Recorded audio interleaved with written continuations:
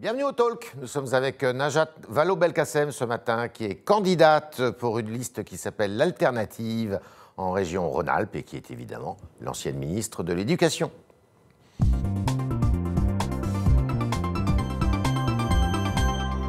Bonjour Najat Vallaud-Belkacem. Bonjour. Bienvenue au Talk. Merci, en région Auvergne-Rhône-Alpes, s'il vous plaît. Oui, évidemment, il faut s'entraîner.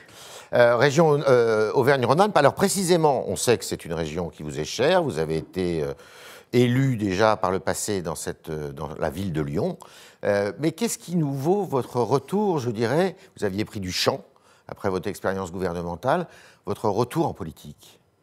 Ce champ m'a été très utile, ce recul et cette distance.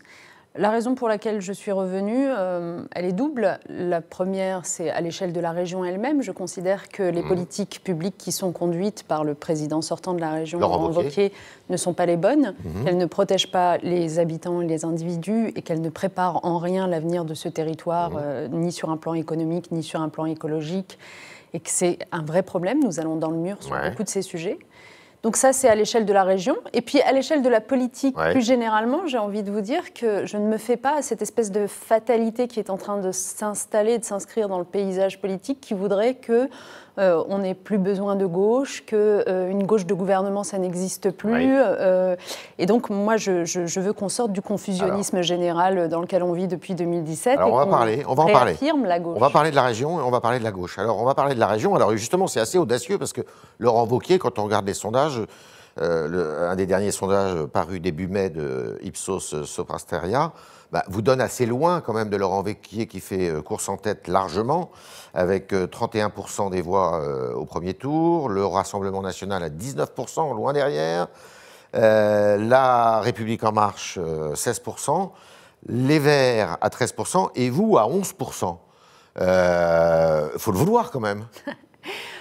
D'abord, vous savez, aller défendre des idées et aller au combat politique, ça demande toujours évidemment de l'énergie et du courage. Mais permettez-moi quand même de sourire un instant de ce sondage, parce qu'il y a une ironie du sort qui veut que pendant ma période de distance, je suis passée notamment par un institut de sondage. Donc je suis peut-être assez bien placée pour rappeler ici qu'aux élections européennes, par exemple, les Républicains qui étaient donnés 5 points au-dessus des Verts se sont retrouvés 5 points en dessous.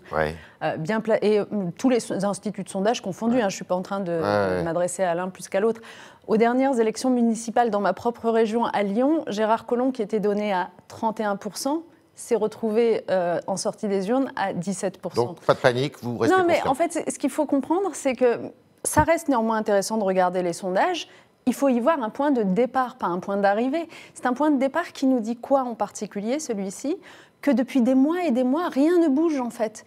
Quoi qu'il se passe, il y a des gens qui sont en campagne, c'est une campagne virtuelle. Ça n'est que maintenant que la campagne réelle va commencer. Et donc, moi, je suis très confiante en fait sur notre dynamique. Je termine juste par ça, parce que nous sommes quand même la force au sein de la région Auvergne-Rhône-Alpes, qui a réussi le plus grand rassemblement autour d'elle. L'alternative, c'est pas simplement moi, c'est les socialistes, les radicaux de gauche, Cap Écologie, c'est une dizaine de formations politiques qui sont rassemblées. Qui sont ensemble. Alors, néanmoins, il y a des régions où il y a eu l'union de la gauche, notamment dans le Nord, enfin dans les Hauts-de-France.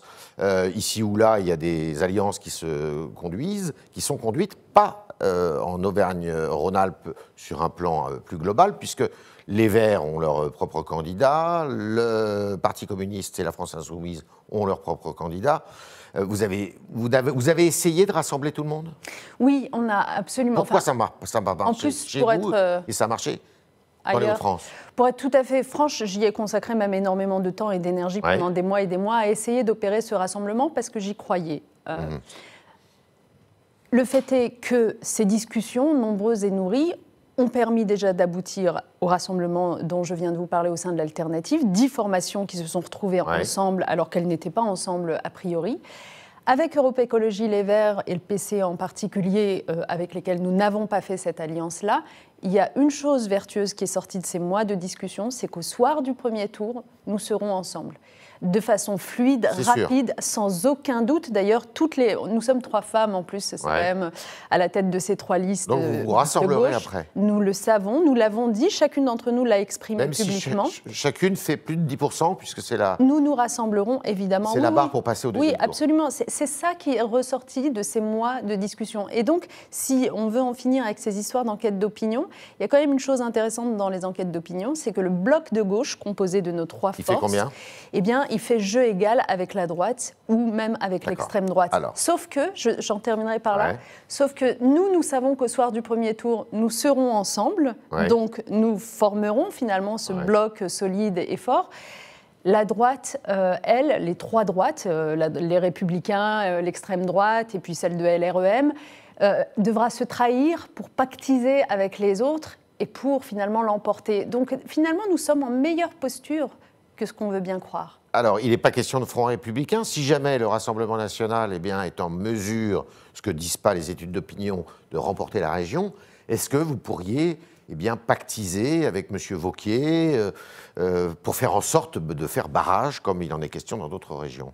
Mais la question ne se pose absolument pas dans ces termes dans cette région Auvergne-Rhône-Alpes. La question qui se pose vraiment, plutôt, c'est de savoir ce qui va se passer au soir du premier tour entre ce que je viens d'appeler les 3 droites. Parce que moi, ce que je constate, par exemple, c'est la grande porosité entre La République En Marche, qui est présente dans cette région Auvergne-Rhône-Alpes, et les équipes de Laurent Wauquiez. Donc M. Bonnel et M. Wauquiez, par exemple. Donc en fait, je pose la question aux électeurs de façon très simple. À quoi ça sert de voter pour M. Bonnel, qui va faire évidemment alliance avec M. Wauquiez, comme il l'a déjà fait il y a à peine un an, au moment des élections municipales à Lyon. Vous vous souvenez, où c'était Gérard Collomb qui était à la manœuvre, mais Bruno Bonnel soutenant.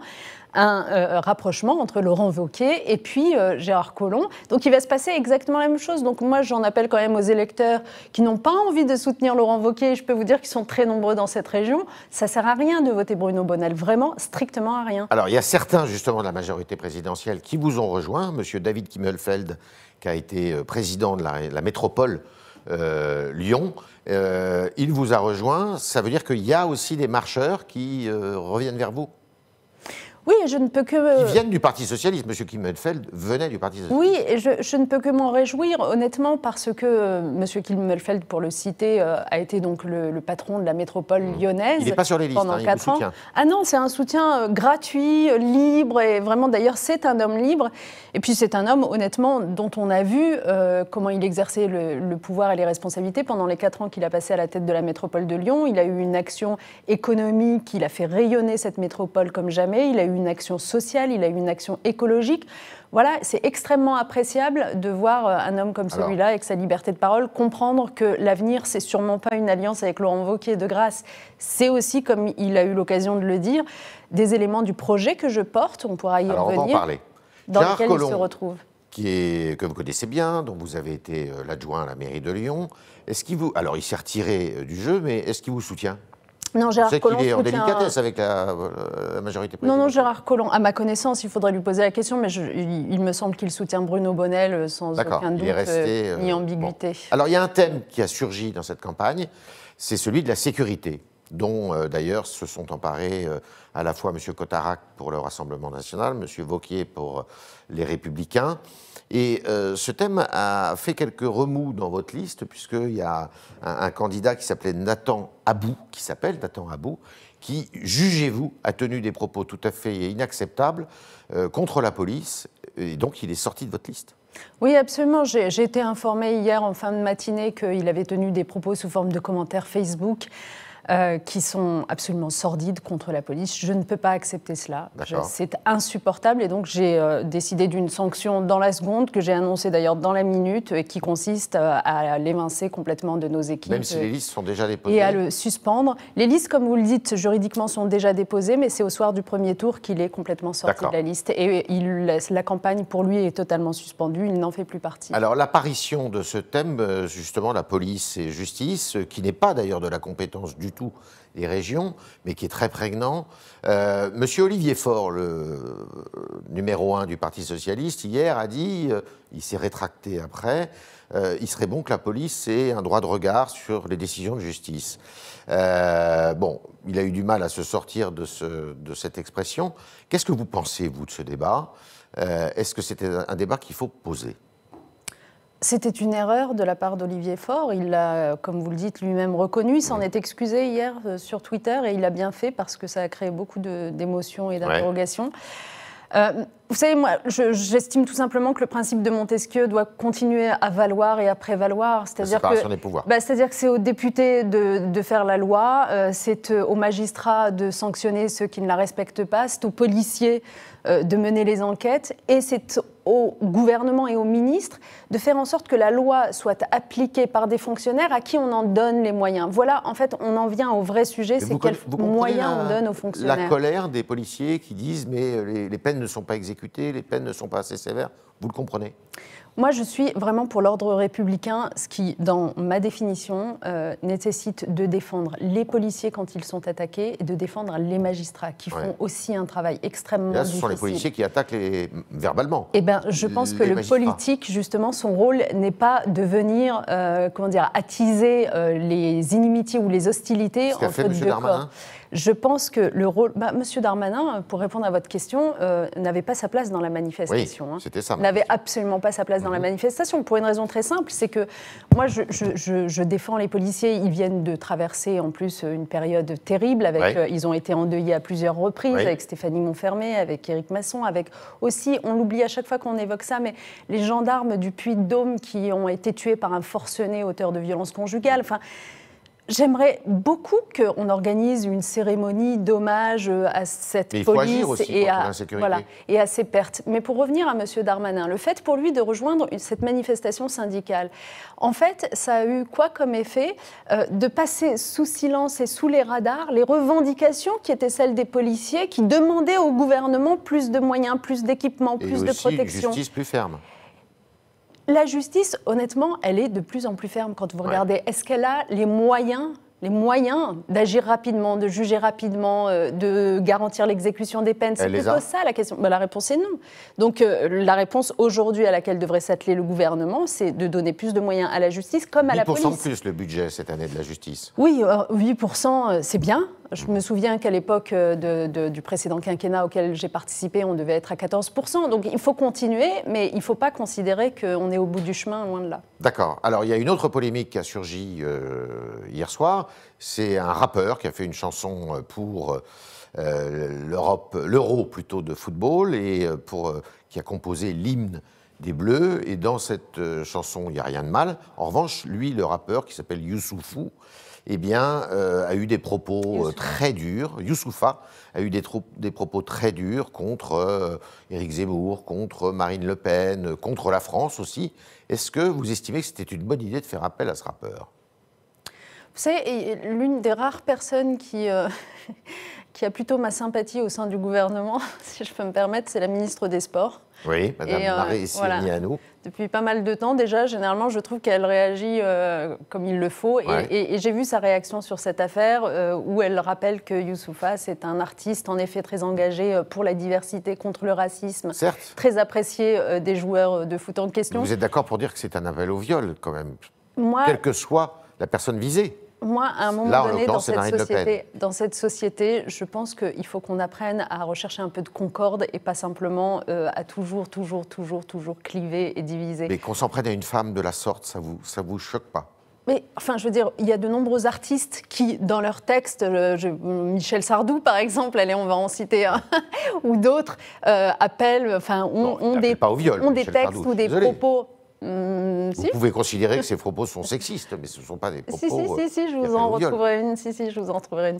Je pense que les internautes vont se mettre à chercher, ils vont trouver. Bon. Mais enfin bref, de nombreux artistes ont des textes avec lesquels, ou par exemple Orelsan, pour vous prendre un autre exemple, ont des textes avec lesquels on n'est pas d'accord, on n'apprécie pas, mais il y a un moment donné une forme de liberté de création qui doit prévaloir aussi, et je pense que c'est important de ne pas chercher à chaque fois à emboîter le pas des polémiques que nous dicte l'extrême droite. Cette polémique, elle est dictée par l'extrême droite. Bien sûr, comme la polémique autour du retour de Benzema en équipe de France. Enfin, honnêtement, je veux dire... bon, il faut arrêter avec tout ça. On est quand même plus fort que l'extrême droite. Alors, la gauche. La gauche, vous le disiez tout à l'heure, vous ne pouvez pas supporter qu'elle soit dans cet état. Une réunion doit avoir lieu lundi, comme elle a eu lieu il y a quelques semaines, à l'initiative de M. Jadot, pour essayer justement de faire s'entendre toutes les formations, toutes les sensibilités. Est-ce que vous êtes optimiste pour que cette gauche renaisse et redevienne une formation centrale de la vie politique française? Moi, j'y crois. Ça passe par où? Et ça passe par quoi? En fait, quand vous interrogez les Français, les Françaises et les Français sur, grosso modo, les formations politiques en tant que telles, il y a une énorme défiance et honnêtement qui recouvre à peu près toute la classe politique. Quand vous les interrogez en revanche sur des mesures, des programmes, des projets politiques, c'est hyper intéressant à chaque fois de voir à quoi ils adhèrent et à quoi ils adhèrent moins. Je sais bien quelles sont les thématiques qui apparaissent le plus comme source d'angoisse chez les Français. Je sais aussi quelles sont les mesures programmatiques avec lesquelles ils adhèrent le mieux, ils ont le plus d'enthousiasme, et je constate que ces réponses, ce sont généralement celles qui viennent de la gauche. Les réponses qui viennent, par exemple, de plus grande proximité, de services publics renforcés au lieu d'être affaiblis, d'un accès au logement décent et digne pour tous, d'un accès à l'emploi. C'est pour ça que dans mon programme régional, vous savez, mon programme s'appelle « L'avenir en toute sécurité » avec un S, parce que je considère que les sécurités, c'est évidemment la sécurité des biens et des personnes et la tranquillité publique qu'on évoque tout à l'heure. Et ça, la gauche est suffisamment armée là-dessus, si je puis dire? Et la gauche, honnêtement, n'a pas à rougir parce qu'elle a même un bilan qui est bien meilleur que celui de la droite, contrairement à tous les procès d'intention. Pardon, j'ai un peu de mémoire. J'ai appartenu à un gouvernement de gauche qui a créé 9000 postes de policiers, là où le gouvernement précédent de droite, celui de Nicolas Sarkozy, en avait détruit 13 000. Je suis de gauche. Dans ma région Auvergne-Rhône-Alpes, vous avez différentes communes qui sont confrontées à la question des violences urbaines. Je constate que les communes de droite savent beaucoup moins bien gérer ces questions de violences urbaines que les communes de gauche. J'en veux pour exemple Bron ou Rieux-la-Pape d'une part, versus Vaux-en-Velin ou Villeurbanne d'autre part. Je suis de gauche et pourtant je constate que M. Wauquiez, qui a énormément communiqué, fait de la surenchère sur les caméras de sécurité placées devant les lycées ou les transports, en fait ces caméras de sécurité ne sont pas connectées aux forces de police, donc le travail n'a pas été fait jusqu'au bout. Donc à quoi elles servent? Alors qu'est-ce qui manque? Moi je les connecterai. En fait, je pense que tout ça est une affaire de récit et d'imaginaire plus qu'autre chose, parce que nous sommes finalement du côté de l'efficacité. Il faut simplement l'affirmer, l'endosser, et je le complète ainsi, en ma qualité de candidate au régional. Les sécurités, c'est un ensemble, c'est-à-dire que finalement, ce qui se passe sur la voie publique, là, tous ces désordres et ces tensions qu'il s'agit de traiter, c'est aussi la résultante d'insécurité préalable qu'on n'a pas traitée, quand on n'a pas aider les jeunes à avoir un emploi, à avoir une formation, les gens à être à peu près bien logés, etc. Est-ce qu'il y a une excuse sociale à l'insécurité? Non, c'est pas de l'excuse. C'est pas de l'excuse. C'est qu'il y a un terreau d'insécurité générale parce que les gens n'arrivent pas à se projeter dans la vie. Et donc, c'est ça qu'il faut traiter aussi. Est-ce qu'à cette gauche-là, il ne manque pas non plus un visage, une figure qui fasse autorité? Peut-être qu'elle en a trop. Elle en a trop, peut-être. Non, mais c'est toute la question de la réunion de lundi. Moi, pour vous répondre simplement, ma réponse, c'est que je pense qu'il faudrait organiser une primaire. Je sais que tout le monde n'est pas d'accord avec cela. Primaire des partis de gauche. Oui, je ne vois pas très bien comment on s'en sort. Sans M. Mélenchon, qui lui, de toute manière, ne veut pas entendre parler. Évidemment, on ne va pas forcer quelqu'un absolument à participer à cet exercice, mais les autres le feraient. Moi, à titre personnel, vous voulez dire, j'aimerais que ma formation politique, les socialistes, évidemment, y participent. Moi, ça n'est pas mon intention. Pas votre intention. Non, ça n'est pas mon intention. Et si je vous parle de Anne Hidalgo, la maire de Paris, qui est pressentie pour candidater justement à cette élection suprême, est-ce que ça vous agrée? Oui, bien sûr que ça m'agrée. Bien sûr que ça m'agrée. Moi, je pense qu'aujourd'hui, de toute façon, n'est viable, entre guillemets, ne sont viables que les candidats qui sont capables d'associer la question sociale et la question écologique. C'était évidemment son cas. Les transitions, elles passent toutes par notre capacité à réduire les inégalités et à vivre dans un environnement soutenable. Donc voilà, donc toute la question économique, etc., va découler de cette capacité à travailler le social et l'écologie. On est avec Najat Vallaud-Belkacem ce matin au Talk du Figaro, qui est ancienne ministre et aussi candidate aux élections régionales en Rhône-Alpes-Auvergne pour la liste alternative. Et on continue avec les questions de Vincent Lenoble. Bonjour. Bonjour Vincent. Bonjour Yves, bonjour Najat Vallaud-Belkacem, pardon. Une première question de Nicolas sur Twitter qui vous rappelle la situation difficile pour les jeunes entre les difficultés pour trouver un stage, un emploi par exemple, ou encore les distributions d'aides alimentaires. Il vous demande si vous avez une mesure forte pour les jeunes de la région. Oui, alors moi, vraiment, la priorité de mon programme pour les régionales, c'est l'emploi. L'emploi. C'est-à-dire qu'on va vivre une période difficile avec des plans sociaux qui vont se multiplier. On en a des exemples dans plusieurs départements de ma région, avec pas mal de PME qui vont mettre la clé sous la porte une fois que les prêts garantis par l'État vont s'arrêter. On le sait très bien parce que malgré tout, ça cachait une réalité, ces prêts. Et donc, dans ces conditions-là, ceux qui vont avoir le plus de mal à accéder à l'emploi, c'est les 18-30 ans. Et donc, j'ai une mesure extrêmement forte qui consiste à ce que la région se porte garante de l'accès au premier emploi pour tous 18-30 ans qui ne le trouvent pas par lui-même. C'est quoi cette garantie ? Eh ben, par exemple, ça passera par le fait qu'après avoir organisé la rencontre entre l'offre et la demande, il y a quand même 325 000 postes non pourvus dans notre région, donc il y a une offre. Après avoir organisé cette rencontre-là, nous accompagnons jusqu'à la conclusion du contrat en levant un à un tous les freins qui peuvent se poser. Freins de formation, la région offre des formations flash pour que le jeune soit vraiment employable par l'entreprise. Frein de la part de l'entreprise qui se dit « mais mon carnet de commandes, je vais avoir du mal à le remplir, je ne sais pas si ça justifie une embauche ». La région prendra en charge la période d'essai du jeune pour que vraiment ce soit à l'usage que l'entreprise se rende compte qu'elle a besoin de lui.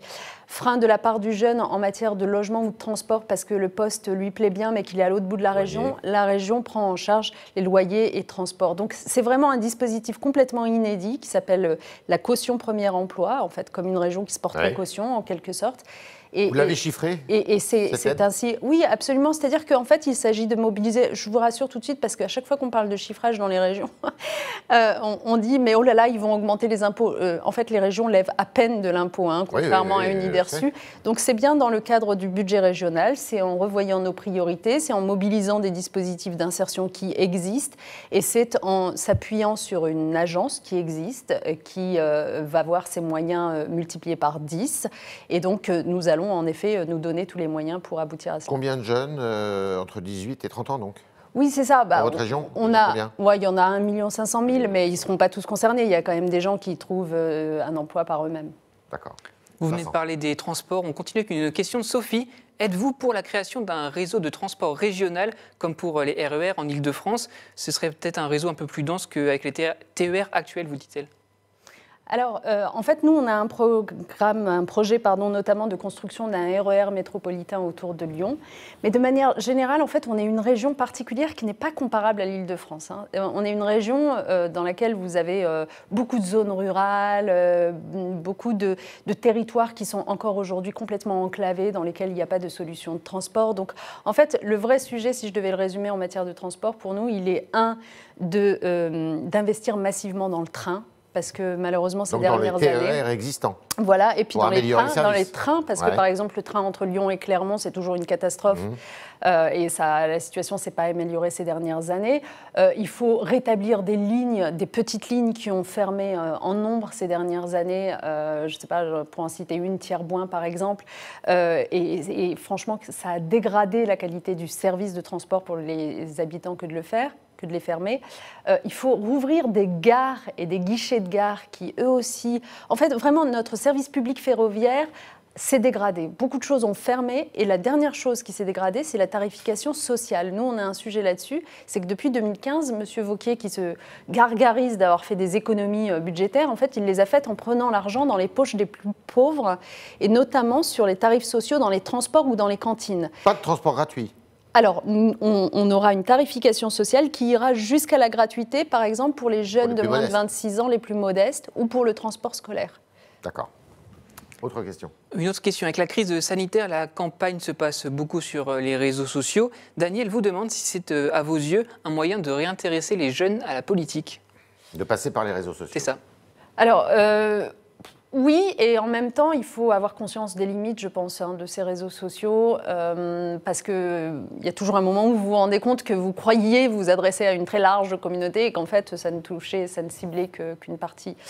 Donc moi, je pense qu'aujourd'hui, dans cette campagne très particulière et très brève, il faut vraiment multiplier les canaux médiatiques, multiplier malgré tout les déplacements sur le terrain. Certes, c'est moins populaire que d'habitude, vous y croisez moins de gens, en tout cas jusqu'à présent, mais vous pouvez voir les acteurs en petit format discuter sur le fond des politiques publiques. Vous réunissez les gens absolument. Physiquement, je dis. Oui, et je le fais vraiment avec grand plaisir, honnêtement, parce que, en fait, du coup, les gens qui sont là sont des gens qui ont pris le temps vraiment de regarder, de comparer, et donc la discussion est quasiment plus riche qu'en temps normal, je trouve, de campagne.